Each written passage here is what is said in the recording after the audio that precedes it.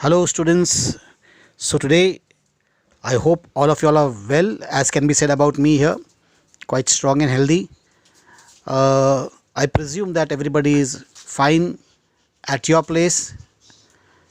Today, we are going to study a very interesting chapter in history. We are stepping into the medieval India, and the first chapter in the medieval India is about the Chola dynasties. The Chola dynasties, the most prominent kings of the Chola dynasty were Rajaraj I and Rajendra I. They are known for their inscriptions and the great Brihadeshwara temple. So we can know about the political history from these inscriptions. We can know about their administration, about the Cholas from these inscriptions in the Brihadeshwara temple and the copper plates, certain inscription in the copper plates. So let's read and find out what is written there, and let's learn more about our culture, our ancient culture that was prevalent in ancient India or medieval India. Chapter 7, Medieval India, the Cholas.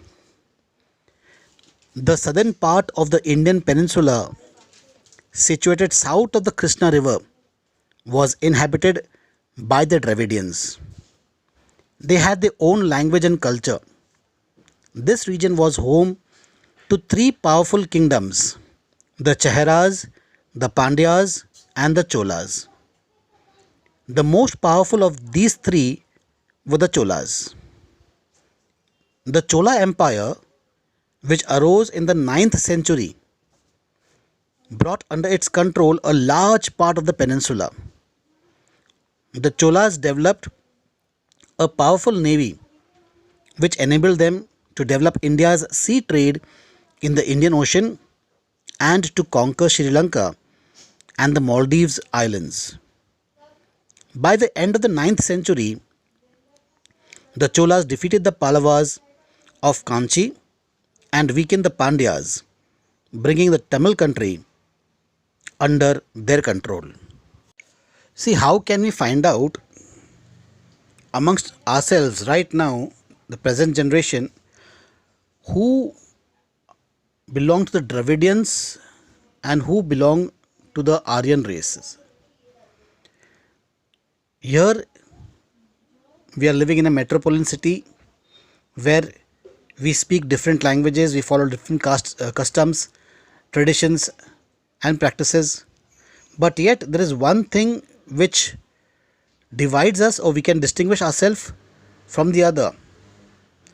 All those who are speakers of Hindi language or language which is very similar to Hindi, for example, Hindi, Gujarati, Marathi, Punjabi, Bengali, these people, we have a common language, and that is Sanskrit. Okay, for example, if I say Mala bhook lagli, now the word bhook, so it's a common word which even in Hindi is the same thing, in Marathi is the same thing, in Gujarati is the same thing. So some words connects us with each other. But when I say no parenda, no paramu, now what we do not know what am I saying. No paramu, what does no paramu means? पैर के बारे कुछ पूछ रहे हैं क्या? No. पैर means name. What is your name, ji? It is Telugu. So this Telugu, Tamil, Malayalam, these languages have originated from a different sect of language: Tamil, Maithili, and Sanskrit. These three languages are the world's oldest languages. So the Tamilians and the Sanskrit, these are the two languages which divide the Dravidians and the Aryans. So all the Hindi speakers, Marathi speakers, Punjabi, Gujarati, Bengali, we are all Aryans. We are connected to the Aryan class. And all the South Indian languages, the Tamils, the Tamilians, the Malayalis, the people who speak Telugu, these people belong to the Dravidian class. So here today we are talking about the Dravidians, the Chola Empire. The Cholas were the strongest of the three Dravidian kingdoms, that is the Cheharas, the Pandyas, and the Cholas. So how do we come to know about the Cholas? There are certain sources, and the most important source of information about the Cholas are the following. They are the inscriptions, then there is the Brihadeshwara temple. These two are the most important sources of the Chola history. Let's learn something more about the Cholas through these inscriptions. Inscriptions. The main source of inscription for the history of the Chola period is a large number of inscriptions of that period. Rajaraj I conceived the idea of prefixing to his inscriptions the main achievement of his reign. The example of Rajaraja was followed by his successors as well. Consequently, there exists a formal record of the transactions made by each of the Chola rulers. Okay, so the tradition of adding a name in front of your name, adding your achievement in front of your name, was started by the Chola kingdoms, Rajaraj I. For example, uh, Indrajit. Now, who is Indrajit? Indrajit was Meghnath. Who's Meghnath? Meghnath was Ravan's son. He defeated Indra. Therefore, he prefixed the name of Indrajit in front of his name. So that is how this custom of putting names or putting the achievements in front of the names was started by Rajaraj I. The inscriptions of the Cholas are in the form of copper plate grants. Some inscriptions and inscriptions made on the walls and pillars of the temple.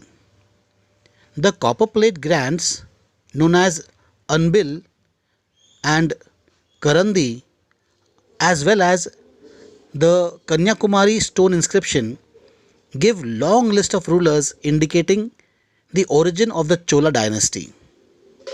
Another set of copper plate contains 31 copper sheets. These plates are written in Sanskrit and Tamil.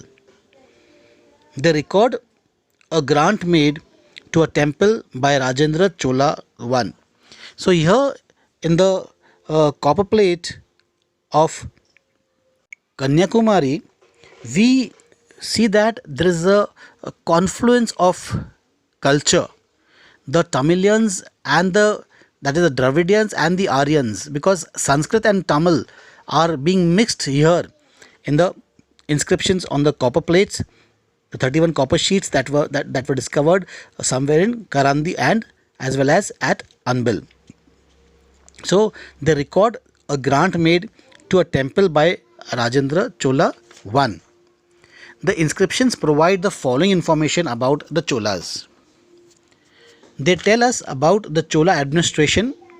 For example, the Uttara Merur inscription gives information of the village administration, taxation, and land revenue. So, what did the Uttara Meru inscription tell us about? It told us about the local administration, how the village administered itself, from where did the Chola king they got their revenue, land revenue, how much did they tax the subjects of their kingdom. These all are mentioned, or these all come under the title of the Uttara Merur inscription.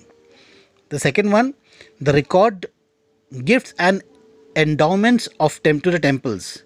They also recorded who has gifted what to the temples, who has endowed what, how much money or how much land was given to the temples.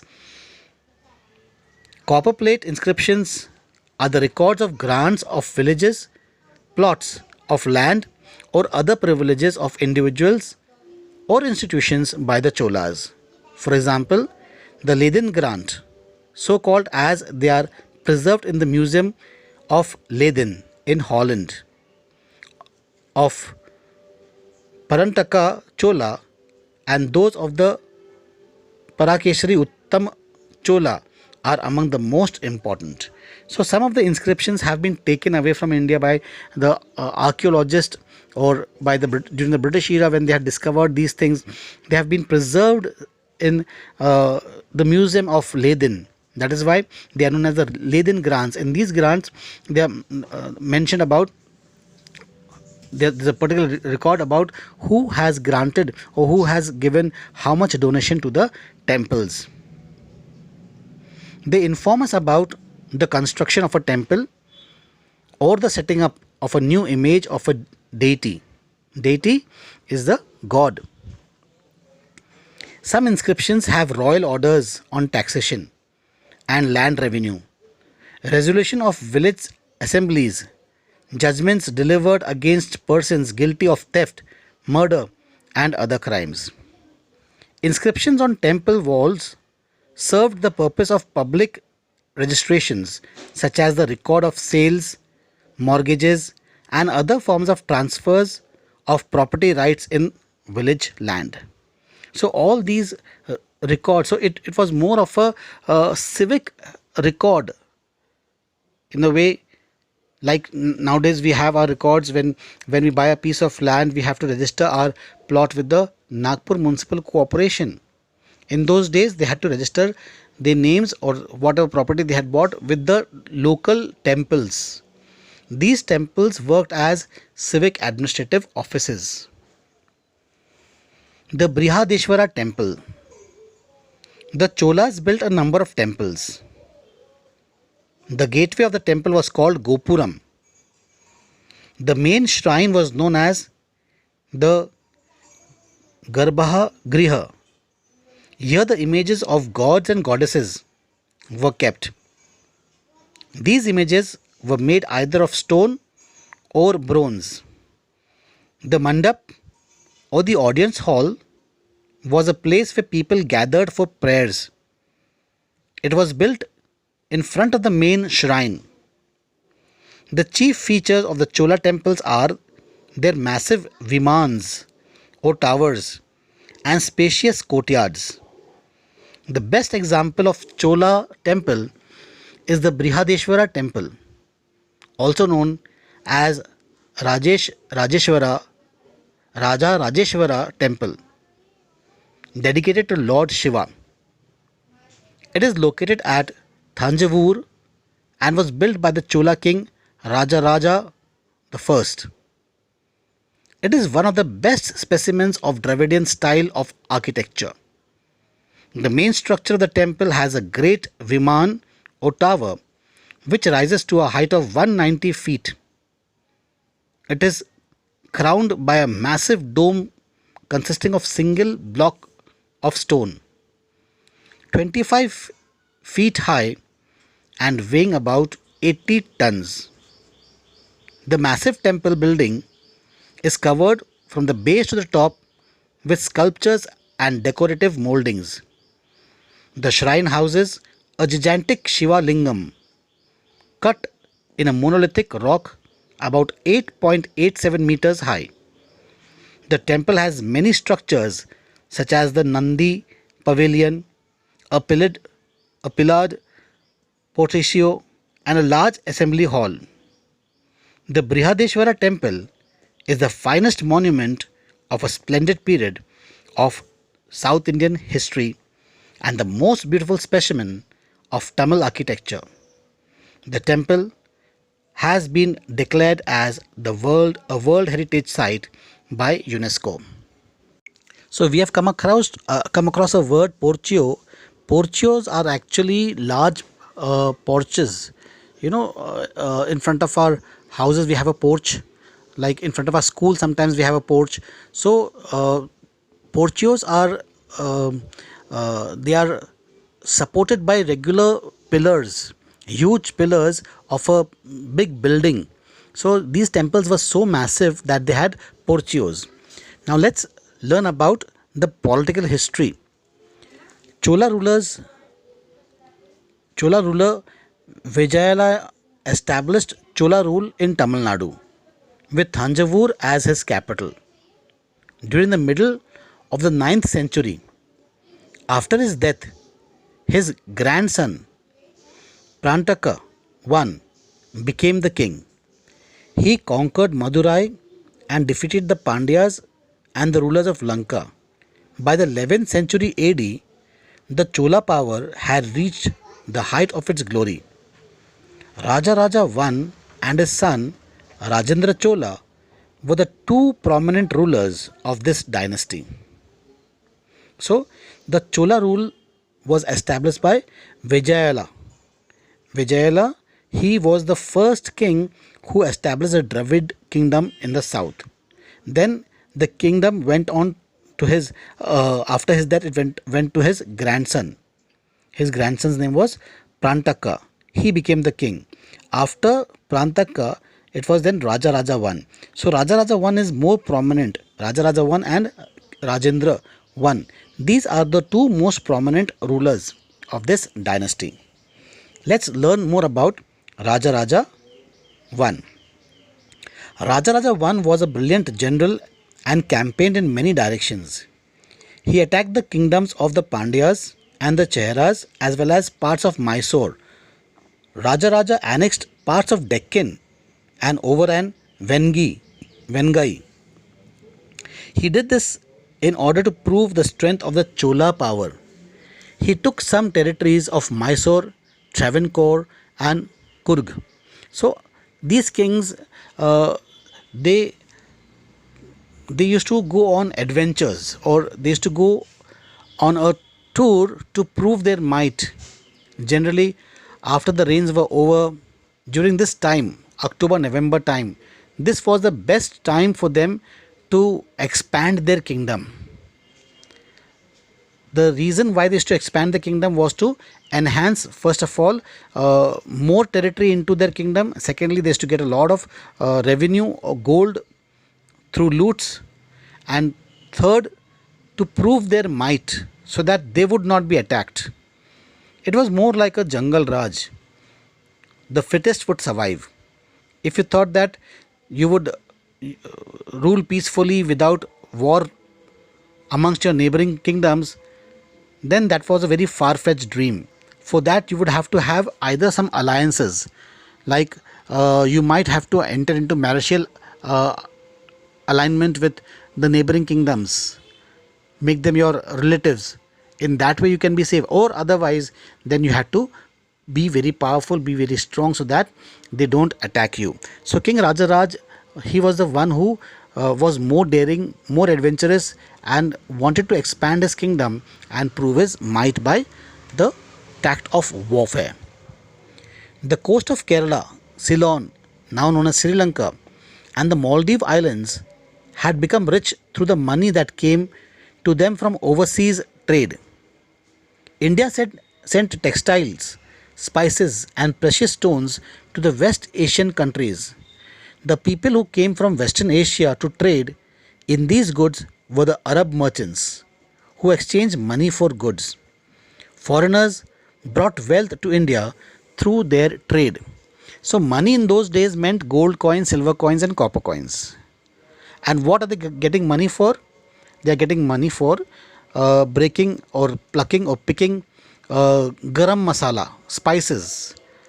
In the South Indian countries, spices are prevalent, are found in abundance. Okay, cloves, pepper, cinnamon, all the garam masala, lavang patta, ilaichi, all these things were easily available. But the Arab nations, they don't have these spice, and they came to know about the spice when they began to trade with India, when they began to eat Indian curries, Indian tarkaris, Indian masala. They said, what are you mixing up? So they saw that they were using certain herbs, certain fruits that are available in the Indian forests. They began to purchase these. So what were we giving to the foreigners? We were giving nothing. We were giving what was available in abundance in nature. And in return, what were we getting? We were getting gold coins and silver coins. So in this way, the South Indian states like Kerala and Sri Lanka, they were getting richer and richer. Rajaraj was aware of the importance of controlling the sea. He decided to show his strength along the coast of South India. So he took out a naval expedition and attacked both Sri Lanka and the Maldive Islands. He conquered the north half of Sri Lanka. He built the Rajeshwara temple of Lord Shiva at Thanjavur. On the walls of this temple are inscribed the main works of Rajaraja I. Under his rule, the Cholas became the supreme power in South India. The increase in trade brought prosperity to the kingdom. Chola Mandala, in fact, the word Coromandel has been derived from Chola Mandal. Then the second most powerful king was Rajendra Chola. Rajendra succeeded his father Rajaraja I. He continued his father's policies. He invaded and annexed the whole island of Sri Lanka. Sri Lanka was not able to free herself from Chola control for another 50 years. So see how daring and how brave he was. He finished what his father had left incomplete. He conquered the entire Sri Lanka, and Sri Lanka could not free herself from Rajaraja's rule or Rajendra Chola's rule for the next 50 years. Rajendra's campaigns were daring. Once his armies marched up to the east coast of India, Rajendra Chola himself led the army up to the Godavari, and thereafter his general took charge of the army. The Chola army defeated Mahipal, king of Bengal. To commemorate this victory, he adopted the title of Gangai Konda and built a new capital called Gangai Konda Cholapuram. His most daring campaign was in Southeast Asia. For centuries, Indian merchants had been trading with various parts of Southeast Asia and southern China through the Straits of Malacca, which was held by the kingdom of Sri Vijaya, modern day known as Indonesia. As the merchants of Sri Vijaya began creating problems for the Indian merchants, the Indian merchants appealed to Rajendra Chola for help. He sent out a huge navy and defeated the Sri Vijaya king. As a result, Indian trade with Southeast Asia and southern China continued, thereby greatly enriching the Chola kingdom. He built magnificent palaces and beautiful temples at his new capital, Gangai Konda Cholapuram. So, Rajendra Chola was a very daring king. He ventured out of India. He even invaded Indonesia, which was earlier known as Sri Vijaya kingdom, and he invaded that because the people of this kingdom were harassing our traders. They were not allowing us to trade freely with the Chinese and with the other people who were coming to trade. So Rajendra Chola attacked this kingdom and saw to it that his people and his traders benefited the most from international sea route trade. The Chola administration. The Chola system of administration was highly organized and efficient. The king was the pivot of administration and all the authority rested in his hands. Central government. The king was the most important person in the Chola administration as all authority was vested in him. But he had council of ministers to advise him. The king often went on tours in order to keep a check on the administration. The officers were paid by giving them assignments in revenue bearing lands. The princes were associated with the ruling sovereigns and actively employed in peace and war. The central government looked after external defense, internal peace and order, promotion of general prosperity and cultural progress of the empire. So the central government was in the hands of the king. He had council of ministers to advise him on important matters. The king, to keep a check on his people or his territories, on his provinces, would used to go on a tour, and the officers were paid in revenue yielding land. The entire land, a part of the kingdom, a region, was given as revenue to his officers so that they could get the money from that land. In this way, the king kept a check on his kingdom and his empire. Then the provincial government. How did the provincial government function? The Chola Empire was divided into mandalams or provinces. These were further divided into Valanadu, Valanadu or Nadu. Princes of the royal family were appointed governors of the provinces. So even the provincial government was kept under check by appointing princes from the family, a family member, a distant heir, or somebody associated with the royal family were given provinces. They were the one who were controlling the province. Like at that time, the entire Vidarbha region would be a province. So such a province would be given to a prince. The prince would see to it. He would, at the same time, he was under the rule of his father, but at the same time, he was the king of this small province. Local self-government. Cholas were good administrators. They believed in local self-government. In many of the villages, the administration was carried out not by the government official but by the villagers themselves. These villagers had three types of village assemblies, namely the Ur, the Sabha and the Nagaram. There are long inscriptions on the walls of some of the village temples giving details of how the Ur and the Sabha were organized. So here we see like we have Panchayat or Panchayati Raj. So this Panchayati Raj system was prevalent even during Rajendra Cholas or the Chola dynasty's time. The Ur was the common type of assembly of the villages where the land was held by all classes of people who were therefore members of the local assembly. The Sabha was an exclusively Brahmin assembly of the villages where all the land belonged to the Brahmins. The Nagaram was an assembly of merchants and belonged to localities where traders and merchants were in dominant positions. Villagers who owned land were chosen by a vote to the council. The life and the work of the village was discussed in these councils. This was a source of popular strength because it united the people. All affairs concerning the village, such as collection of taxes, settlements of disputes, and allocation of water, were looked after by the committee. So, the local self-government, which consists of the Ur, the Sabha, and the Nagaram. Who were the Urs? The Urs were the local people who held land. They were the Urs. The Sabhas were only the Brahmin people, and these Brahmin, they lived together in a community where they owned land together.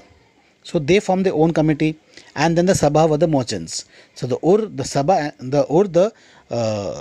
Sabha, and the Nagaram. These were the three local self-government which comprised a committee, and whatever dispute arose were discussed in the committee and a common solution reached.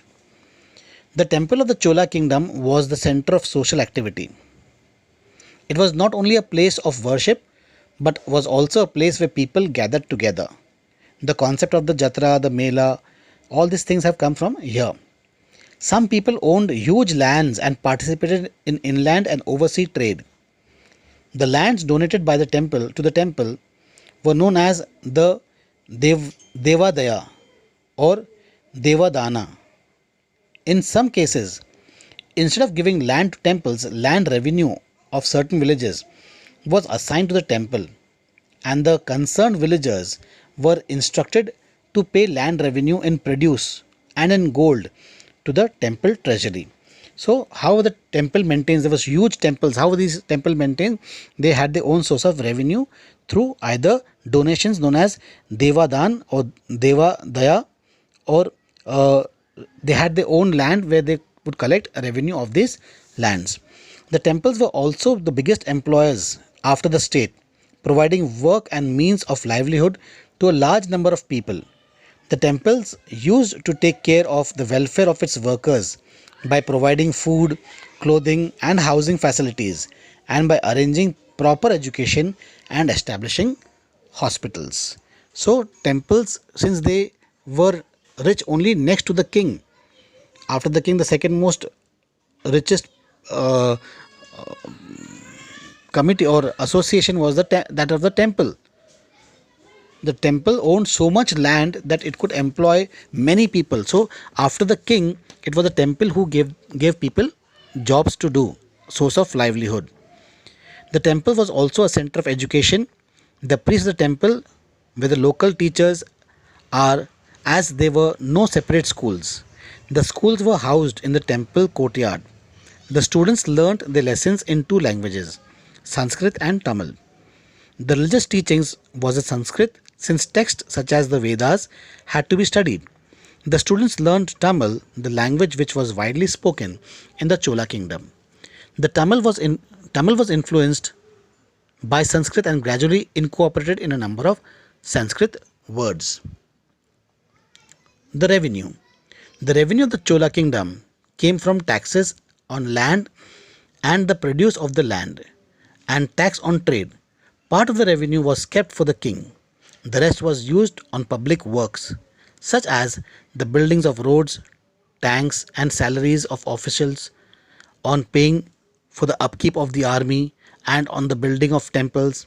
The taxes on land were collected by the officials from the village councils. So, this is how they had got the revenue, through taxes, to pay for the various officers and to pay for the maintenance of the temples and other government offices.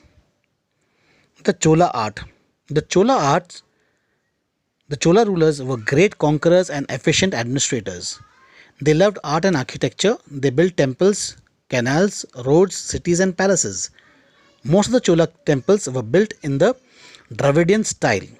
Early Chola temples were simple structures. Later, temples became bigger and more grand. The art of making stone and metal image had made rapid progress under the Chola rulers. The Cholas excelled in making images of gods and goddesses.